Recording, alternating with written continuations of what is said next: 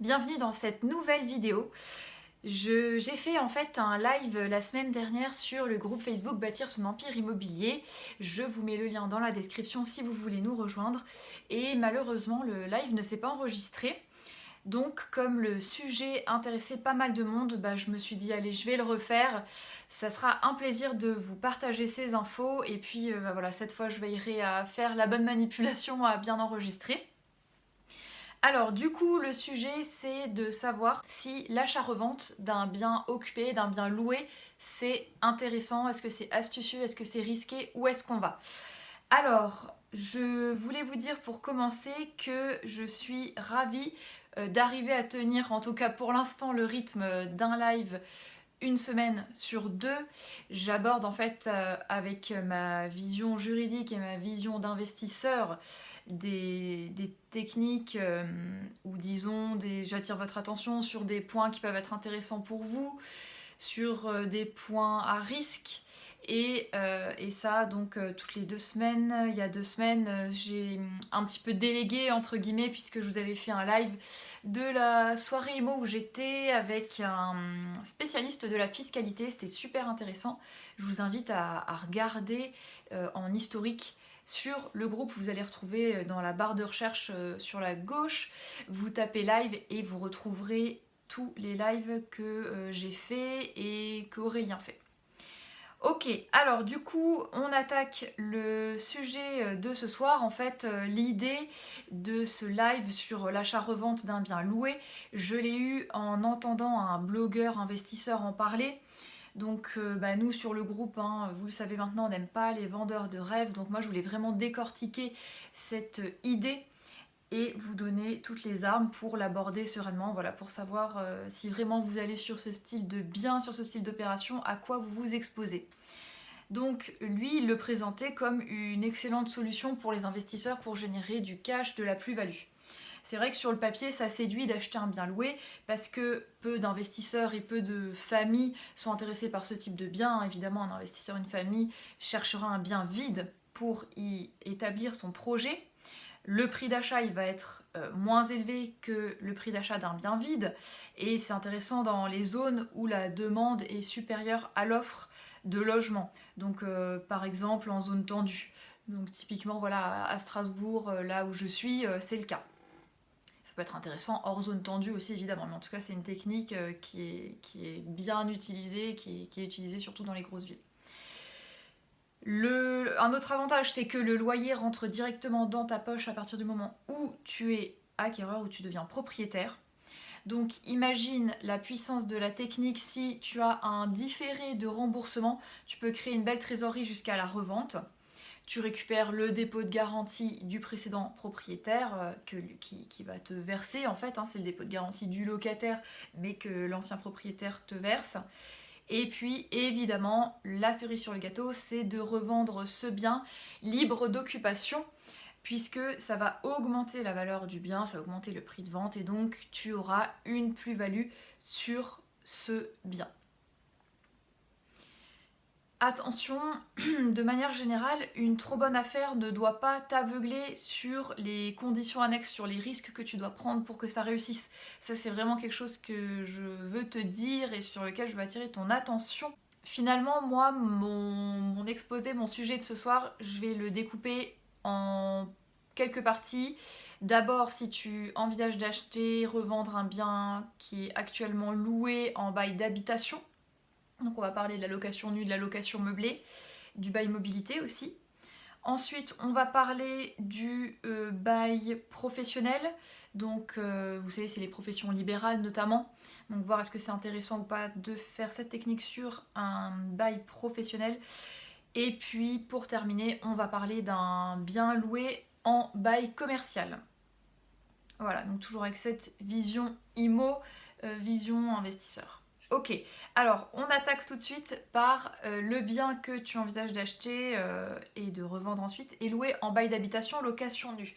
Donc c'est l'article 15 de la loi du 6 juillet 89 qui s'applique. Il faut savoir que le propriétaire ne peut donner congé au locataire que à certaines conditions. Le locataire en bail d'habitation est très protégé, hein, ça tout le monde le sait. Et une des raisons, ça va être soit la reprise, donc je vais te mettre l'article comme ça tu vois exactement pour qui tu pourrais donner ce congé. Après, typiquement, si tu veux le revendre, tu ne vas pas donner un congé pour reprise. Mais enfin bon, je te mets quand même le lien, comme ça tu peux regarder. Un autre motif, c'est motif légitime et sérieux, c'est si le locataire ne respecte pas une des conditions essentielles du contrat de bail. Et puis le dernier cas qui nous intéresse, c'est le congé pour vendre. Donc est-ce que si le vendeur actuel ou toi, tu veux donner congé pour vendre, est-ce que c'est intéressant ? Alors, je vais déjà expliquer les conditions. Le vendeur doit donner au locataire le prix et les conditions auxquelles il souhaite vendre le bien parce qu'en fait, en location nue, le locataire a un droit de préemption. C'est-à-dire qu'il est prioritaire pour acheter. Même si toi, tu as un acheteur en face, ton locataire, en tout cas le locataire en place, est prioritaire. Il faut que tu gardes en tête que le préavis, donc la durée minimum qui doit être respectée pour résilier correctement le bail par congé, c'est de 6 mois. Donc 6 mois minimum avant la fin du bail. Donc quand tu envisages ce genre d'opération, demande bien les documents, le contrat de bail, vérifie qu'il n'y a pas eu d'avenant. Évidemment, vérifie aussi ce qui peut être arrangeant, c'est si le locataire actuellement en place a donné congé. Ça c'est parfait entre guillemets puisque c'est-à-dire qu'il manifeste son intention de partir, donc le bien tu vas le récupérer vide. Il est en tout cas possible de donner congé 7 ou 8 mois à l'avance, tu vois, donc c'est vraiment 6 mois minimum, mais ça peut être un petit peu avant. L'offre de vente qui est faite au locataire dans ce congé, elle est valable pendant les 2 premiers mois du délai de préavis. Donc tu vois par exemple les 2 premiers mois des 6 mois et quelques. Le locataire, tout va dépendre en fait de lui, de son délai de réponse. Il va les faire jouer contre toi ou pour toi ces délais. En fait, c'est important que tu saches anticiper cela si tu es vraiment chaud sur ce bien. Donc si le locataire accepte l'offre, il doit réaliser la vente dans les 2 mois à compter de la date d'envoi de sa réponse au propriétaire. Si dans sa réponse, il dit qu'il veut acheter mais qu'il doit recourir à un prêt, alors là, la loi lui donne 4 mois pour réaliser la vente. Donc tu vois, tout ça, il faut que tu anticipes, il faut que tu calcules. Donc le contrat de location, il dure jusqu'à l'expiration des délais que je viens de te dire, donc au bout de 2 mois, au bout de 4 mois. Il est toujours locataire officiel jusque-là. Mais si à l'expiration de ce délai, la vente ne se fait pas, elle est nulle et le locataire n'a plus le droit de rester dans les lieux. C'est logique puisque le but du congé, de cette offre de vente, c'est vraiment le congé, donc c'est le fait que toi tu veuilles que le bien soit libre. Voilà, donc du coup le locataire doit partir. Donc toi, tu es content, tu vas pouvoir vendre le bien donc au prix que tu as indiqué. Parce que du coup, si finalement tu veux le vendre moins cher, je pense pas que la question se pose puisque le bien sera vide, donc logiquement il vaudra plus. Le propriétaire veut vendre le bien moins cher que ce qui est indiqué dans le congé avec offre de vente, il faut que le locataire soit informé. Alors, moi en tant que juriste, ça me titille un petit peu parce que le locataire, c'est une personne qui a un lien de droit avec le propriétaire par le contrat de bail. Or, à partir du moment où il est sorti, où il est parti suite au congé, le bail est résilié, donc pour moi, c'est plus un locataire. Mais mon analyse, qui est une analyse juridique classique, ne vaut pas en bail d'habitation. En fait, la loi dit locataire, mais il faut entendre ancien occupant. Donc il va falloir que tu proposes le bien au prix inférieur, si tu décides de baisser le prix, à ton ancien locataire. Et souvent ça va être par notaire tout simplement, donc ça peut retarder un petit peu les délais de vente si tu as un acheteur qui va acheter un prix inférieur. Mais encore une fois, voilà, en pratique, cette question, je ne pense pas qu'elle se posera. Donc il y a une exception à tout ça, à tout ce que je viens de t'expliquer sur le congé. En fait, le texte dit ces dispositions ne sont pas applicables aux actes intervenant entre parents jusqu'au 3e degré inclus. Donc les degrés, ça se calcule en ligne. Donc par exemple, il y a moi, il y a mon père, bah tu vois, ça fait 1 degré. Donc à la condition que l'acquéreur occupe le logement pendant une durée qui ne peut être inférieure à 2 ans à compter de l'expiration du délai de préavis, bon ça va pas nous intéresser, mais je te le dis quand même. Alors, premier avertissement sur l'achat-revente d'un bien qui est loué en location nue. Voilà, je pense que tu as compris, déjà à ce stade-là, c'est assez risqué, et puis tu peux pas vraiment anticiper, tu peux pas être sûr que le locataire parte.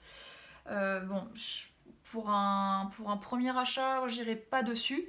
Alors dans les commentaires, quand j'avais fait le live, les personnes effectivement disaient que c'est risqué, donc elles n'iraient pas sur ce type de bien. Alors le premier avertissement quand même que je vais te donner, c'est que tu peux pas donner non plus congé comme ça. En fait, encore une fois, le locataire en bail d'habitation est très protégé. Donc l'avertissement, c'est que quand le terme du contrat de location en cours intervient plus de 3 ans après la date d'acquisition, le bailleur peut donner congé à son locataire au terme du contrat de location en cours, donc 6 mois avant la fin du bail.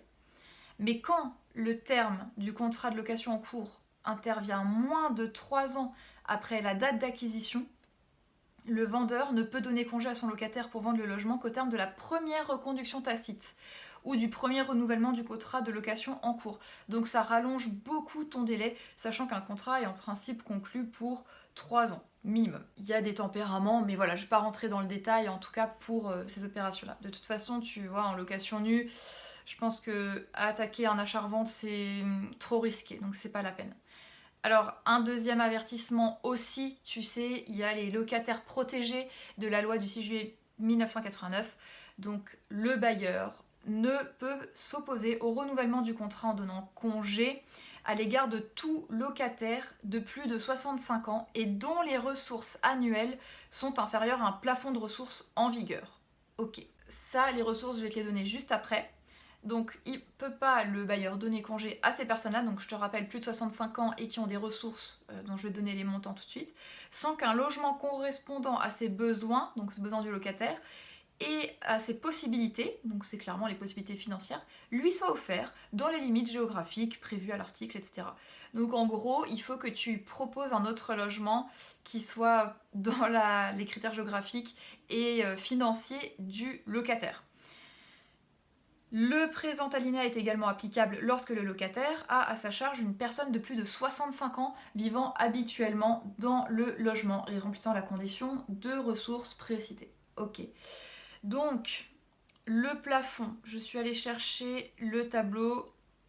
Tu vois, donc plafond des ressources 2017 à respecter en 2019. Donc en Ile-de-France pour une personne, là pour cette personne protégée. À Paris, c'est 23 721 euros. Et en autre région, 20 623 euros. Et pour 2 personnes, ça va être 35 452 euros à Paris ou Île-de-France et 27 540 euros dans les autres régions. Donc j'espère que tu me suis. En tout cas, pendant le live la semaine dernière, les gens suivaient bien, ça faisait vraiment plaisir.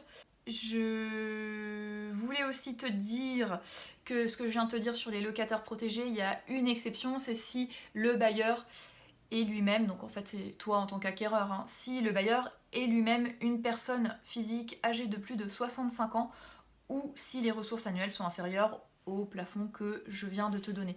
Donc comme je disais sur le groupe Facebook, voilà, je pense que la moyenne d'âge des gens qui partagent avec nous la passion de l'IMO, du droit et de toutes ces questions financières, voilà, la moyenne d'âge, à mon avis, elle doit être autour de, je sais pas, 25, 35, 45 ans.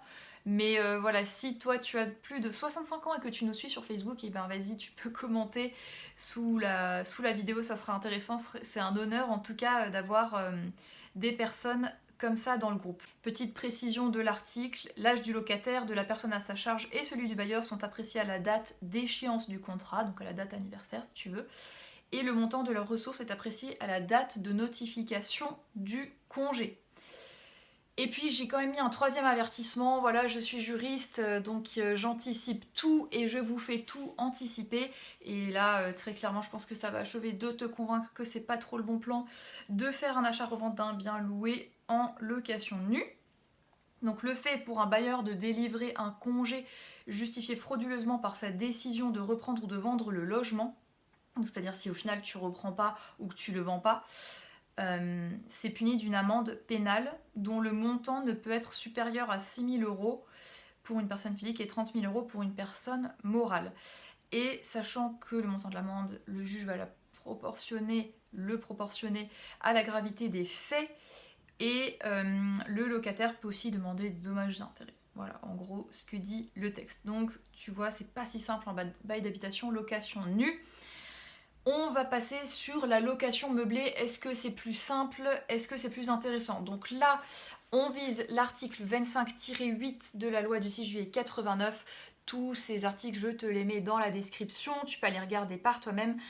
Donc, en fait, à partir du moment où c'est la résidence principale, l'habitation du locataire, part toujours du principe que le locataire est ultra protégé.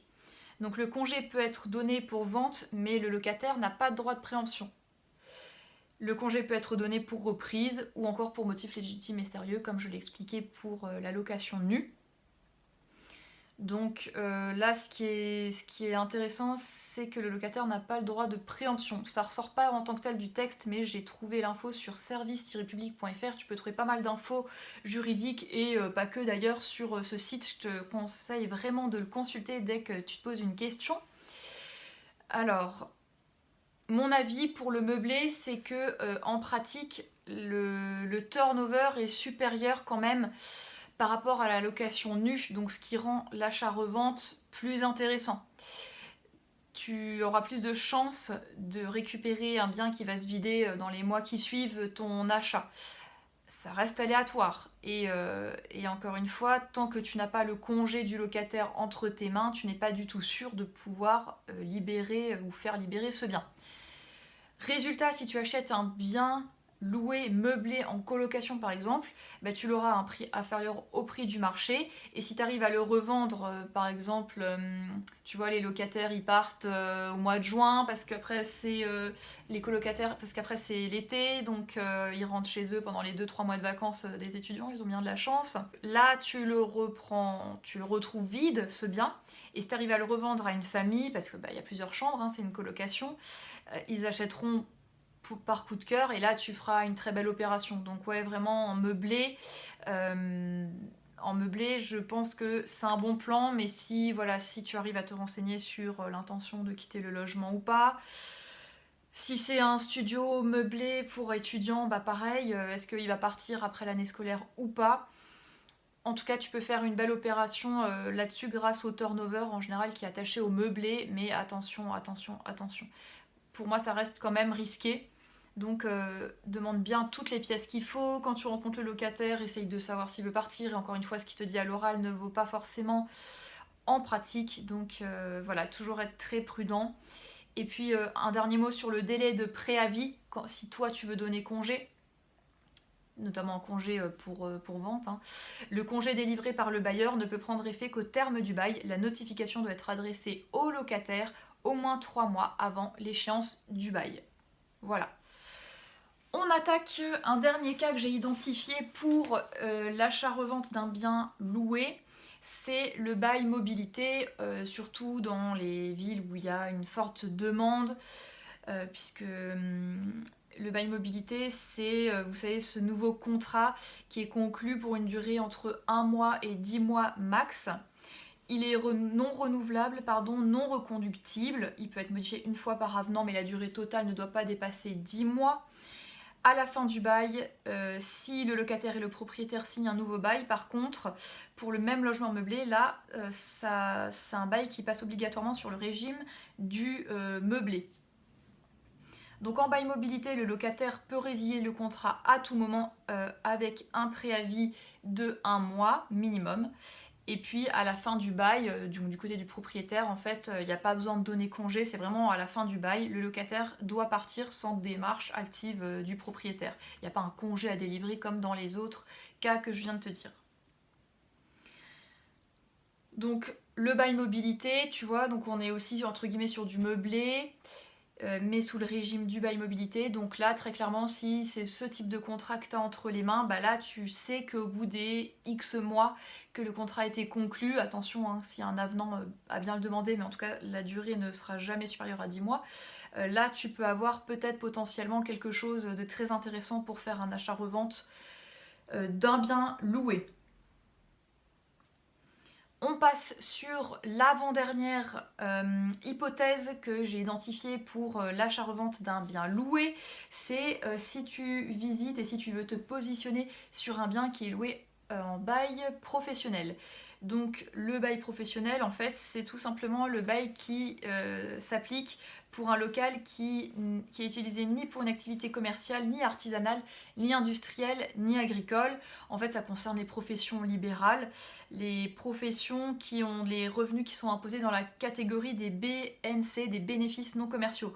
Donc tu as les experts comptables, les médecins, vétérinaires, avocats, architectes, ou les professions libérales non réglementées, donc tout ce qui est conseil en gestion, consultant.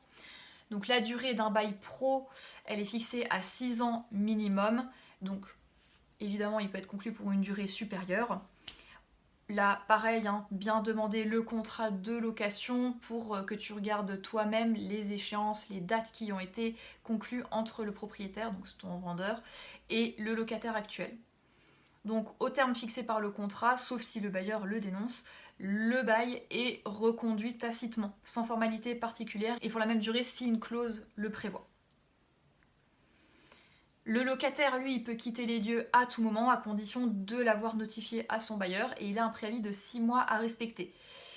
Il n'est pas tenu de rester pendant une période minimale de 3 ans, comme en bail commercial par exemple, tu vois.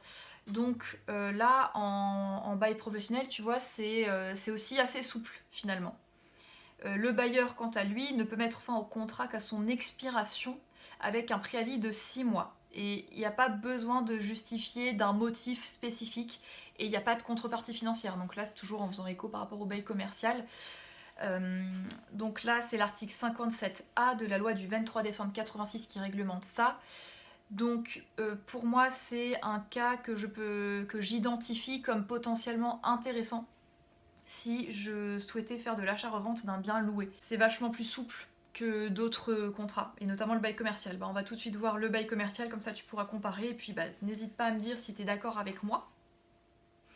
Donc si le bien qui t'intéresse pour l'achat-revente loué, c'est un bien qui est loué en bail commercial, on va se référer aux articles L145-4 du Code de commerce et L145-9 notamment. Le bailleur, il doit respecter un préavis minimum de 6 mois avant la fin de la période triennale. Donc tu sais, c'est ce qu'on dit les baux 3, 6, 9. Donc voilà, minimum 6 mois avant la fin de la période triennale. Donc tu vois, ça peut être assez long selon où t'en es, toi, quand tu veux acheter le bien. Ou en tacite prolongation, c'est le dernier jour du trimestre civil. Donc là, pareil, si tu t'y connais pas, surtout entoure-toi de juristes et demande conseil à ton avocat avec qui tu travailles habituellement, ou ton notaire, ou même ton huissier. Ça, il saura te répondre sans souci. C'est vrai que les huissiers, ils pratiquent énormément les baux commerciaux. Le motif, parce que le bailleur peut pas donner congé comme ça, hein, en fait, finalement, le bail commercial, il y a aussi une protection importante, parce que l'argent, c'est ce qui fait tourner le pays, n'est-ce pas ? Donc le législateur ne veut pas qu'un propriétaire puisse donner congé comme ça. Il protège quand même les activités commerciales. Donc les motifs jugés légitimes par la loi, ça va être la construction, la reconstruction, la surélévation de l'immeuble, réaffecter le local d'habitation accessoire à l'usage commercial, transformer à usage principal d'habitation un immeuble existant par reconstruction. Enfin voilà, c'est vraiment des gros et lourds travaux de rénovation. Il y a également le cas du preneur qui demande à bénéficier à ses droits à la retraite et également ses ayants droit. Bref, donc voilà, tu vois, c'est des motifs très limités et sans motif valable, qu'est-ce qui se passe ? Le bailleur peut quand même donner congé, mais il va devoir payer une indemnité d'éviction au locataire, donc une indemnité d'éviction, c'est-à-dire une somme, donc typiquement c'est des espèces de dommages d'intérêt pour compenser le fait que du coup le fonds de commerce ne peut plus être exploité. Donc tu vois, bail commercial très clairement comment dire, t'as aussi cette protection qui fait que c'est trop aléatoire et trop risqué. Donc moi je n'irai pas dessus. Dis-moi dans les commentaires si tu irais sur ce style de bien louer en bail commercial pour un achat-revente. Après il y a quelque chose que je dois préciser aussi. C'est vrai que voilà, je suis juriste, j'aime bien vous dire un petit peu les délais, les lois, les articles, mais il y a aussi une règle très simple de droit des contrats que tu dois garder en tête. C'est une règle très simple, très basique. Donc déjà je te félicite si tu es resté jusqu'à là avec moi. Cette règle, c'est tout simplement que ce que la volonté des parties a fait, la volonté des parties peut le défaire. Tu peux très bien te mettre d'accord avec le locataire pour mettre fin au contrat de location, tu vois. Donc après, à toi de trouver les arguments qu'il faut. Arguments voilà, financiers, hein, je veux dire, il n'y en a pas non plus 15 000. Donc tu peux très bien essayer de te mettre d'accord avec le locataire. Alors attention, après en bail d'habitation, si c'est contesté derrière, voilà, moi je m'y risquerai pas trop. Mais bon, après on peut toujours essayer de négocier. En tout cas, entoure-toi toujours d'un juriste quand tu fais ça, fais des écrits. Voilà, oui, protège-toi en fait. Protège-toi, je pense que ça vaut vraiment le coup de payer une consultation juridique, 1 heure, 2 heures, voilà. Si derrière tu arrives à faire une belle plus-value pour un achat-revente, je pense que ça vaut le coup. Donc, tu vois, pour conclure sur cette vidéo, c'est une opération donc intéressante mais quand même risquée, hein, cet achat-revente d'un bien loué, parce que tu peux pas trop anticiper. Donc voilà, en tant que juriste et même en tant qu'investisseur, quand tu peux pas anticiper, c'est jamais très très bien. Donc moi personnellement, je n'irai que sur un bail professionnel ou un bail meublé ou bail mobilité pour les raisons que je t'ai indiquées dans la vidéo. Je te remercie de m'avoir suivi. Dis-moi dans les commentaires si toi cette technique elle te semble intéressante, si tu l'as peut-être déjà pratiquée ou si ça t'a donné l'idée, l'envie de le faire. Ça m'intéressera beaucoup de lire vos commentaires à ce sujet. Merci de m'avoir suivi, à bientôt dans une prochaine vidéo.